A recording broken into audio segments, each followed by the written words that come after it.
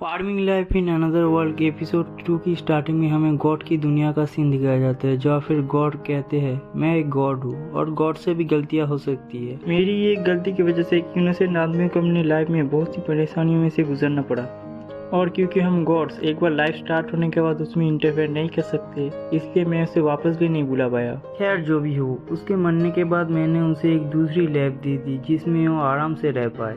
ऐसा बोलते हुए गॉड को अचानक से याद आता है कि उन्होंने तो हिरोको को फर्स्ट अपडेट पे भेज दिया जहाँ पे खतरनाक मॉन्स्टर रहते हैं, और गॉड अपने मन में सोचते हैं क्या हिरोको अपनी फार्मिंग टूल की मदद से वहाँ पे रह पाएगा, क्या मैं उसे वापस बुला लूँ। थोड़ी देर सोचने के बाद गॉड कहते हैं अब मेरे हाथ में कुछ नहीं है, अब हिरोको को खुद से ही कुछ करना पड़ेगा। हाँ, गॉड से भी गलतियाँ हो सकती है, मैंने दोबारा से एक गलती कर दी। उसके बाद हमें विलेज का सीन दिखाया जाता है जहाँ पे हिरोको बोलता है ऑमनियन फार्मिंग टूल की मदद से मैं बिना बीज बोए कोई भी फसल उगा सकता हूँ। हिरोको ने जो फसल उगाए होते हैं वो होते हैं ऑनियन, टोमेटो और कैबेज।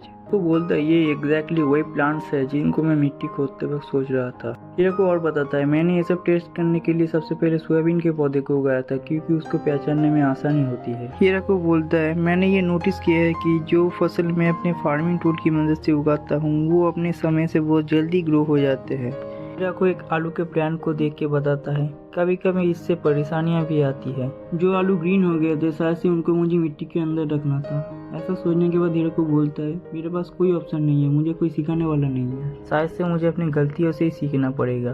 उसके बाद हम देखते हैं कि हिरोको अपने फार्मिंग टूल की मदद से गॉड्स की मूर्तियां बनाता है और बोलता है अब ये जगह थोड़ी सिविलाइज लग रही है।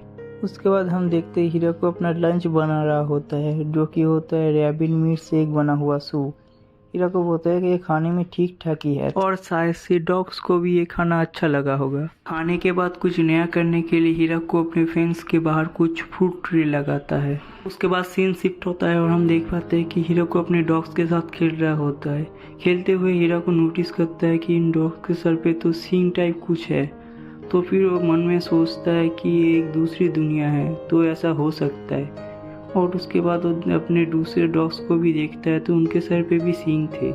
हिरोको और बताते हैं कि डॉग्स बिना खोए जंगल में घूम सकते, इसलिए अब मैं जंगल को और ज्यादा एक्सप्लोर कर सकता हूं। जंगल में घूमते हिरोको फाइनली एक नदी के पास पहुंचता है। हिरोको बोलते हैं अब जब मुझे पानी का सोर्स मिल गया है तब मैं सोच रहा हूँ एक रास्ता बनाऊं जिससे ये पानी मेरे घर तक पहुंच जाए। उसके लिए मुझे 30 मिनट तक लगातार खुदाई करनी होगी, लेकिन कोई बात नहीं, मैं ये काम थोड़ा थोड़ा करके जरूर पूरा कर लूंगा। हिरोको बोलते हैं और क्योंकि मैं काम के वक्त घर से दूर रहूंगा इसलिए मैं यहाँ पे टॉयलेट भी बना लिया ताकि मुझे कोई परेशानी ना हो। घर आते वक्त हिरोको अपने फार्मिंग टूल से एक गाड़ी बनाता है जिससे वो उसका डॉग जल्दी घर पहुंच जाए, लेकिन जाते हुए एक गड्ढे में फिसल के वो दोनों गिर जाते हैं। घर आने के बाद हिरोको जंगल को साफ करके अपने फार्मिंग एरिया को और ज्यादा बड़ा बनाता है। हिरोको बोलता है मैं इनमें ऑयल सीड ट्रैप उगाऊंगा ताकि मुझे ऑयल मिल सके, और व्हीट उगाऊंगा ताकि मुझको आटा मिल सके, और थोड़ा स्वीट के लिए मैं शुगर क्रम भी उगाऊंगा। और उसके बाद हम देखते हैं हिरोको अपने सोयाबीन प्लांट से सोयाबीन हार्वेस्ट करता है और बोलता है अगर थोड़ा सॉल्ट होता तो इनको खाने में और मजा आता। और ऐसे ही कुछ समय बीत जाता है और अब सर्दियों का मौसम शुरू हो जाता है। हिरोको बोलता है ठंड बहुत ज्यादा बढ़ चुकी है, शायद से मेरे कपड़े इन ठंड को नहीं रोक पाएंगे। हिरोको पहाड़ की तरफ देख के बोलता है इस दुनिया में सर्दियों में कितनी ठंड पड़ती है मुझे नहीं पता, इसलिए मुझे पहले से ही तैयारी करके रखनी होगी। हिरोको बोलता है मैंने सोचा था कि रैबिट के स्किन से मैं ठंड से बच पाऊंगा, लेकिन उसमें से इतनी बदबू आ रही थी कि मुझे उसे छोड़ना पड़ा। हिरोको बोलते हैं अब मुझे शायद से घर में ही रहना पड़ेगा सर्दियों के लिए, इसलिए मैं अपने लिए थोड़ा फूड को स्टोर कर लेता हूँ। हिरोको ऐसा कर ही रहा होता है तभी डॉग्स उसे कुछ दिखाने के लिए ले जाते हैं। हिरोको जाके देखता है तो वहाँ पे एक जायंट स्पाइडर था। उस स्पाइडर हिरोको को हाई करता है और अपने जाल से हिरोको को एक हैंकरचिप बना के देता है। हिरोको बताता है वो बड़ा सा स्पाइडर अब हमारे विलेज के ट्री में रहता है, वो सिर्फ आलू खाता है। मैंने उसे रैबिट की स्किन दी थी जिससे उसने मुझे एक स्वेटर बना के दिया।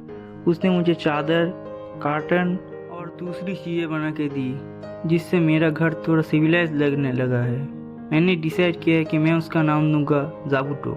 और अब हम देखते हैं कि बर्फ गिरना शुरू हो गया है। हिरोको अपने घर में ये बोलता है शायद से बाहर बहुत ठंड है। हिरोको कहता है ये अच्छी बात है कि मैंने खाना स्टोर करके रखा था, वरना मुझे बहुत ज्यादा परेशानियों में से गुजरना पड़ा। खाता ही हिरोको अपने मन में ये सोच रहा होता है कि उसने बहुत दिनों से किसी के साथ बात नहीं की, शायद वो बात करना भूल ना जाए। और ऐसे ही सर्दियाँ बीत जाती है और अब स्प्रिंग का मौसम आ चुका था। सर्दियाँ खत्म होने के बाद हिरोको देखते हैं सारे पपी सब बड़े हो गए हैं और वो लोग अपनी अपनी जर्नी पे निकल जाते हैं। 3 दिन बाद वो लोग वापस आते हैं अपने अपने पार्टनर्स को लेके।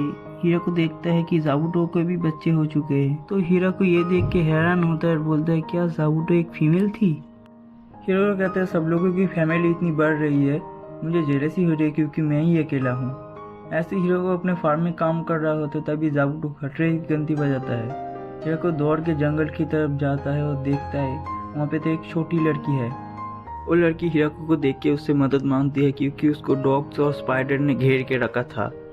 तो हीराको उसकी मदद करने के लिए उसके पास जाता है, लेकिन तभी वो लड़की उठ के उसके नेक पे काट लेती है और उसका खून पीने लगती है। हीराको का खून पीने के बाद वो छोटी लड़की ट्रांसफॉर्म होकर बड़ी लड़की बन जाती है और इसे देख के हीराको बहुत हैरान होता है। और अब हीराको के पेट उस लड़की को मारने लगते हैं। हीराको कुछ ऐसे तैसे करके उनको रोकता है। हीराको देखते हैं वो लड़की तो वापस से छोटी हो गई है। हीराको उससे पूछता है तुमने मुझ पर हमला क्यों किया। तो लड़की कहते हैं मैंने जानबूझ के हमला नहीं किया, मुझ पर नोबेल्स ने अटैक किया था जिनको रोकने में मैंने अपनी सारी एनर्जी लगा थी, इसलिए मैंने तुम्हारा खून पिया ताकि मैं अपनी एनर्जी को वापस पा सकूं। उस लड़की की पूरी बातें सुनने के बाद हीराको को उस पर दया आता है, इसलिए वो दोबारा से अपना खून ऑफर करता है उसे, जिसको पीने के बाद वो लड़की मर जाती है। अब हीराको उसको अपने विलेज में ले जाता है, जहाँ पे जाके वो लड़की टोमेटो को देख के बोलती है ये कौन सा फ्रूट है। ये बात सुनने के बाद हीराको को समझ आ जाता है कि इस लड़की ने आज से पहले कभी टमाटो नहीं खाया, इसलिए अपने फार्मिंग टूल की मदद से एक टमाटो को काट के उस लड़की को खाने देता है। जिसको खाने के बाद उस लड़की को उसका टेस्ट बहुत अच्छा लगता है और हीराको की तारीफ करती है, जो सुन के हीराको अपने मन में बहुत खुश होता है क्योंकि आज से पहले किसी ने भी उसकी तारीफ नहीं की। उसके बाद हीराको उसे काफी ज्यादा वेजिटेबल दिखाता है जिनको देख के वो लड़की बहुत खुश होती है। रात में ये दोनों आपस में बात कर रहे होते हैं और यहाँ हमें पता लगता है कि इस लड़की का नाम लू है और वो एक वैम्पायर है। हीराको हमें बताते है वो इस फॉरेस्ट में आई ताकि वो मेडिकल हर्ब कलेक्ट कर सके, लेकिन उसकी लड़ाई नोबेल से हो गई और उसकी हालत ऐसी हो गई। और अब हम देखते हैं वो लड़की कुछ नोट कर रही होती है। काम पूरा होने के बाद वो लड़की कहती है इस जगह की जैसी रेपुटेशन है ये जगह वैसी ही है, जिस पे हीराको बोलता है ये जगह कैसी है। तो ये लड़की ये सुन के बोलती है तुम्हें नहीं पता ये क्या जगह कैसी है, तुम तो इतने दिनों से इस जगह में रहते आए हो, और तो और तुम्हारे पास तो एक मैजिकल टूल भी है। इस पे हीराको बोलता है एक मैजिकल टूल, शायद से हाँ। तो फिर लू कहती है आज के दिन जो कुछ भी हुआ उससे मुझे बहुत कुछ सीखने को मिला। यह सुन के हीराको भी अपने मन में बोलता है आज का दिन बहुत सरप्राइजिंग था, मैं इस लड़की से मिला, मैं नहीं जानता कि दोबारा मैं इससे मिल पाऊंगा कि नहीं। और अब हीराको उससे एक रिक्वेस्ट करते हैं कि क्या तुम मेरे साथ यहाँ पे रुक सकती हो, जिस पे वो लड़की कहती है हाँ मैं अपनी रिसर्च के लिए यहाँ पे कुछ दिन रुक सकती हूँ। तो हीरो कहते नहीं मैं चाहता हूँ कि तुम मेरे साथ हमेशा के लिए रुक जाओ। ये बात सुन के लू शर्मा जाती है और कहती है ये तुम अचानक से क्या कह रहे हो। हीरो को कहता है मेरे पास सिर्फ यही एक चांस है, प्लीज इस चांस को मत जाने दो। वो लड़की कहती है मेरे आगे पीछे लोग पड़े हैं और तो और मैं एक वैम्पायर हूँ। ये सब सुनने के बाद हीरो को कहते हैं मुझे इन बातों से कोई फर्क नहीं पड़ता। हीरो को और कहता है कि मैं लोगों से बातें करने में इतना अच्छा नहीं हूँ, इसलिए मैं यहाँ पे अकेले रहने आया था, लेकिन मुझे जल्दी रियलाइज हो गया कि मैं अकेले ज्यादा दिन नहीं रह सकता। तो लू कहती है मुझे यहाँ रुकने में कोई परेशानी नहीं है, लेकिन मैं थोड़ा सरप्राइज हूँ क्योंकि तुमने मुझे अचानक से प्रपोज किया।